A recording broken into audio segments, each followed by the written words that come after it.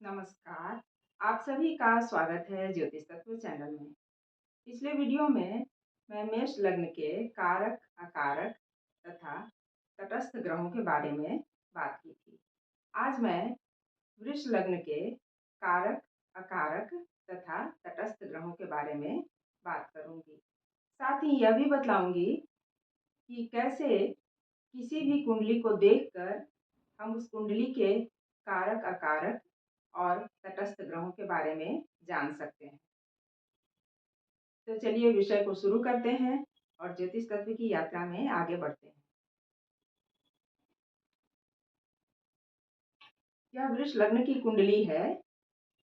इस कुंडली के प्रथम भाव में 2 नंबर लिखा हुआ है, जिससे यह पता चलता है कि यह वृष लग्न की कुंडली है, क्योंकि 2 नंबर वृष राशि का नंबर है और वृष राशि के स्वामी होते हैं शुक्र।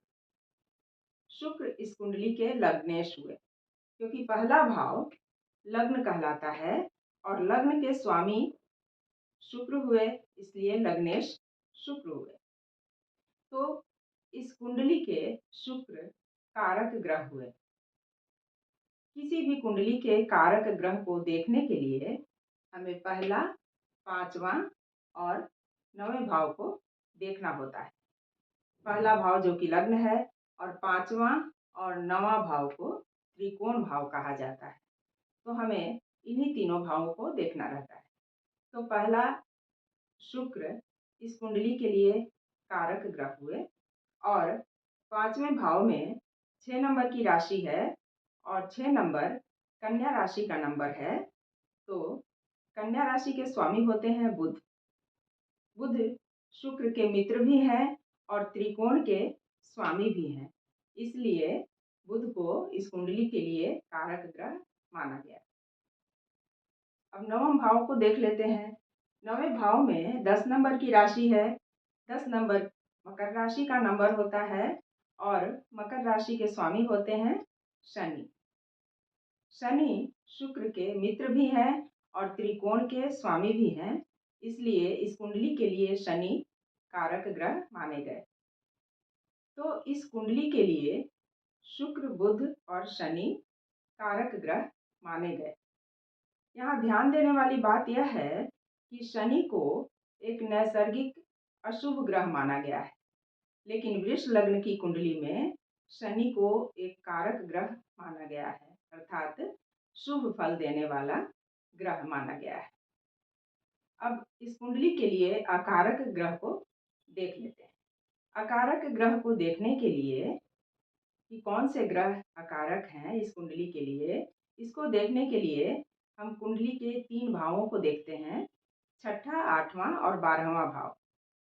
इन्हें त्रिक भाव कहते हैं। ये कुंडली के अशुभ भाव माने जाते हैं।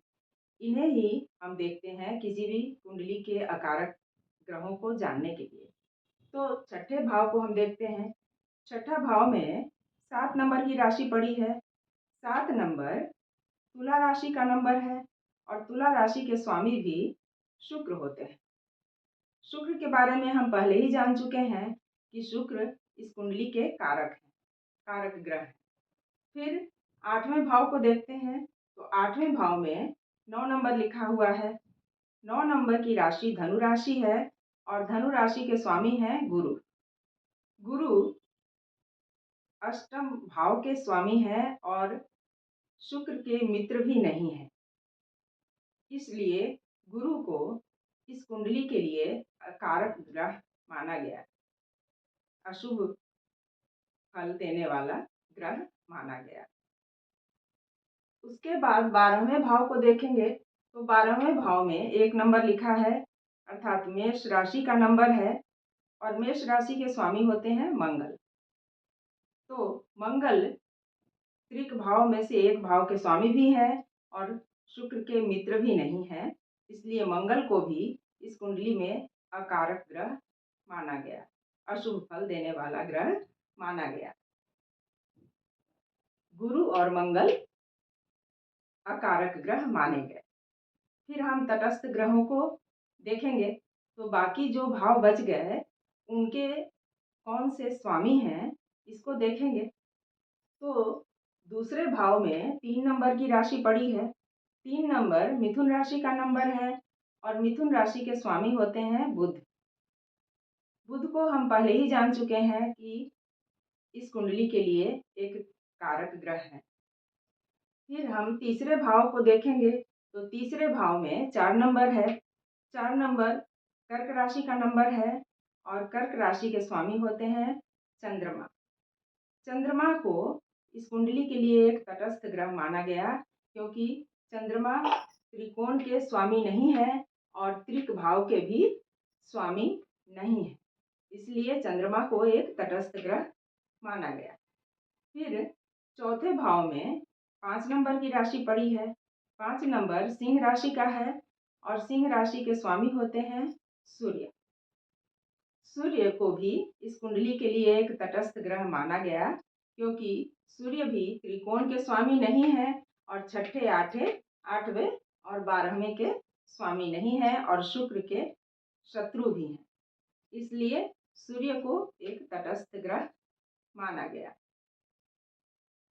तो इसी तरह से किसी भी कुंडली के लिए हमें जब कारक ग्रह को देखना होता है तो हम पहले 5वें और 9वें भाव को देखते हैं और वहाँ 5वें और 9वें भाव में जो भी राशि का नंबर होता है वो उसके स्वामी लग्न के मित्र होते हैं, तो वह कारक ग्रह होते हैं। और छठे 8वें 12वें भाव को त्रिक भाव कहा गया है। इन भावों में जिस राशि का नंबर होता है उसे हम देखते हैं और उसके अनुसार अकारक ग्रह को देखते हैं।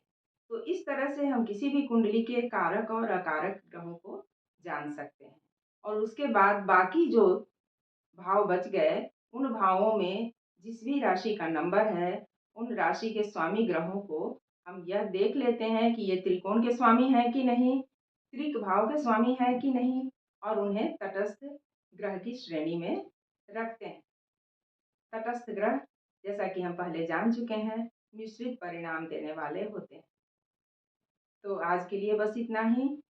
उम्मीद है इस विषय को आप समझ लिए होंगे और किसी भी कुंडली में आप इसे देख सकते हैं। यदि विषय को समझने में कोई दिक्कत हो तो कमेंट करके अवश्य बताइएगा और मेरे वीडियो आपको कैसे लगते हैं यह भी बताइएगा। यदि वीडियो अच्छे लगते हैं तो लाइक और शेयर करें तथा चैनल को सब्सक्राइब भी अवश्य करें। नमस्कार।